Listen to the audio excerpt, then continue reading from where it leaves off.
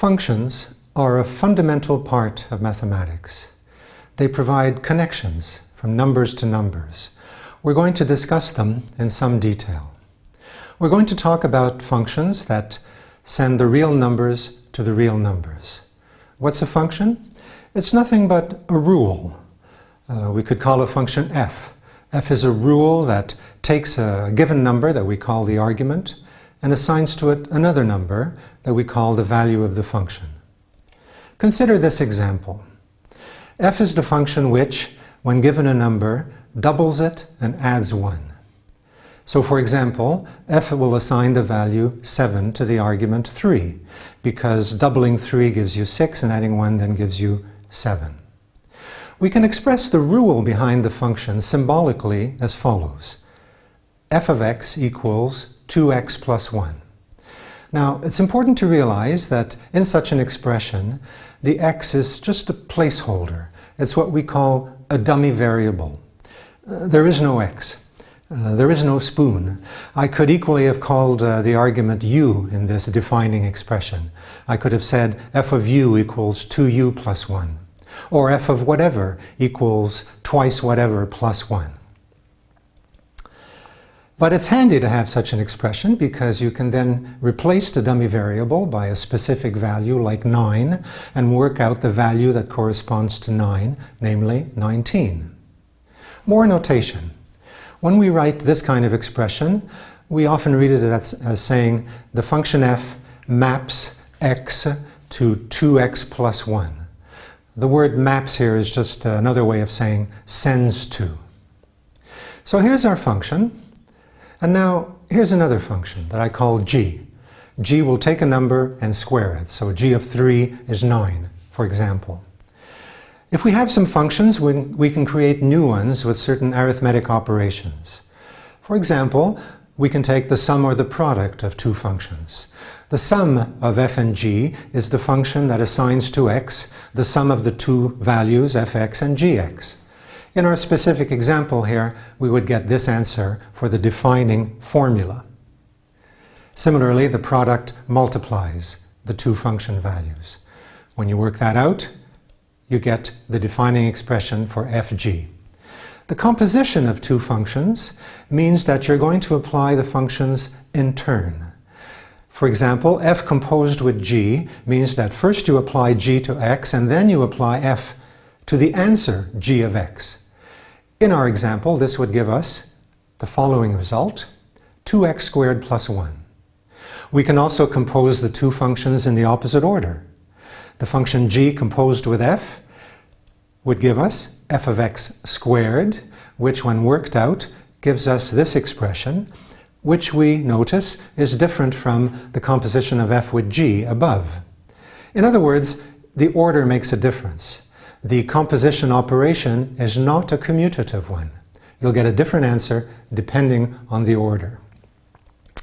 So we have f, we have g, we can also form the quotient, f over g. In our specific example, this would give us the defining rule that you see.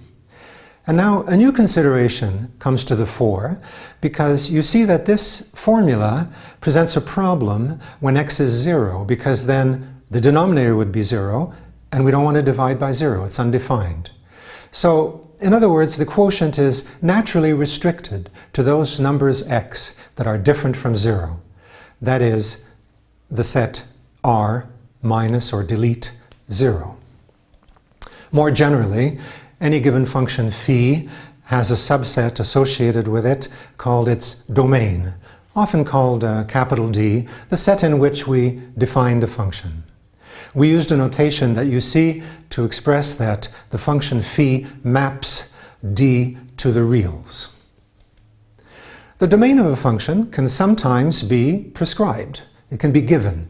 For example, we might wish to consider our function f of before only for positive values of x. That's perfectly all right. Often, though, the domain is implicit. It's taken to be the largest set upon which the defining formula makes sense. Here's an example. Observe the defining formula for this function. What do you think the natural domain of the function is?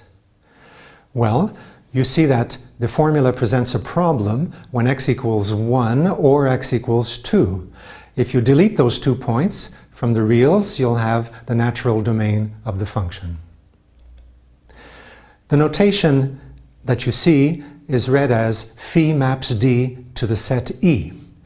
Now I've introduced a new set E here. This notation indicates that the values of phi always lie in the set E. What is the smallest possible choice we could make for a set E of this type? Well, the smallest possible choice, called the range, would be the one that includes all the possible values of phi as the argument x varies over the domain D. And that's the definition of range. Here's an example. I define a function h, as you see. Now we do remember that the defining formula is not the function. It just it gives a way of remembering how the function operates. The function is a rule. We want to find the domain and the range of this function h. As regards the domain, we see that it suffices to avoid the value x equals 1. So we find the domain to be r delete 1. What about the range, though? Can you see that the values of h are always strictly positive numbers from the very nature of the formula? So therefore, it's clear that the range of h will be included in the strictly positive numbers. I claim that every strictly positive number will be in the range. Let's show that now. Let r be any strictly positive number.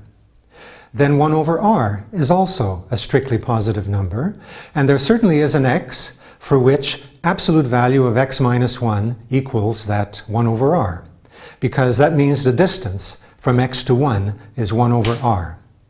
If you take reciprocals here, you get an expression which you can recognize as saying h of x equals r.